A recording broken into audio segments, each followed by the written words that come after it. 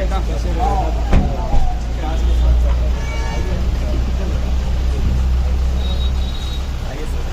भट्ट जी पहुंचे, आपका हार्दिक अभिनंदन, हार्दिक स्वागत है।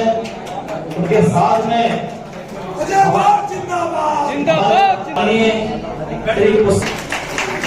हमारे साथ, उनके साथ में हमारे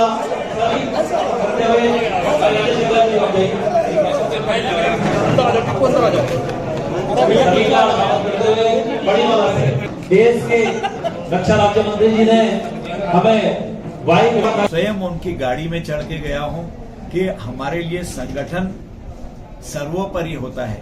अच्छा संगठन होगा, अच्छे लोग होंगे, सभ्य लोग होंगे, तो कल को अगर वो सरकार में जाते हैं तो उनका व्यक्तित्व तो अलग से दिखाई देगा, वो अच्छे काम करेंगे। इसके पीछे का कॉन्सेप्ट यही है। माननीय मोदी जी को चाय वाला कह के जो बदनाम करते थे, आज आप देख रहे हैं तीसरी बार रेटिंग में नंबर 1 पर आए हैं। इसलिए ये सब संस्कार हैं संगठन के।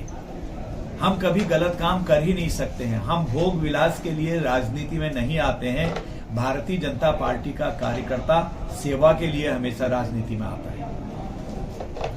सरकार अपने आप में निर्णय लेने में सक्षम है।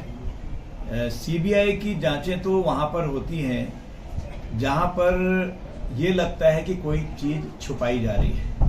जो भी घोटाले आ रहे हैं, आप देखिए अधीनस्थ चयन आयोग में करीब करीब 33 लोग, अब आज और कल की क्या स्थिति है, कल तक 33 लोगों की गिरफ्तारी हो गई।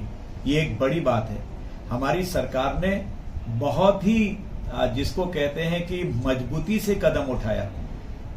किसी के दबाव में नहीं आई, किसी के कहने पर नहीं आई, जो उचित था वो किया है। क्योंकि जिन्होंने किसी के भी हक को मारा है वो दंड पाने के अधिकारी हैं। इसलिए न्याय देने की मंशा से ही हमारी सरकार ने इतना कड़ा कदम उठाया है। इससे पहले किसी ने भी इस किस्म के कदम नहीं उठाए हैं। जांच ठीक बैठाली है, चाहे कोई हो, मेरा भाई हो, मेरा रिश्तेदार हो, या किसी का भी हो, नेता का हो या कोई ब्यूरोक्रेट का हो, अगर वो गलत तरीके से चुन के आया है तो जांच जो की जाएगी वो सर्वमान्य होनी चाहिए। क्योंकि सबको सर्विस पाने का अधिकार है और सारे लोगों को बराबरी भागीदारी करने का अधिकार है। ये बात अलग है कि कोई आईएएस होगा तो उसका बेटा अगर टॉप करता है तो इसका मतलब ये नहीं कि उसने निकाल दिया। जुडिशरी में अगर कोई जस्टिस का बेटा टॉप करता है जुडिशरी के एग्जाम को, तो इसका मतलब ये नहीं कि वो निकाल दिया।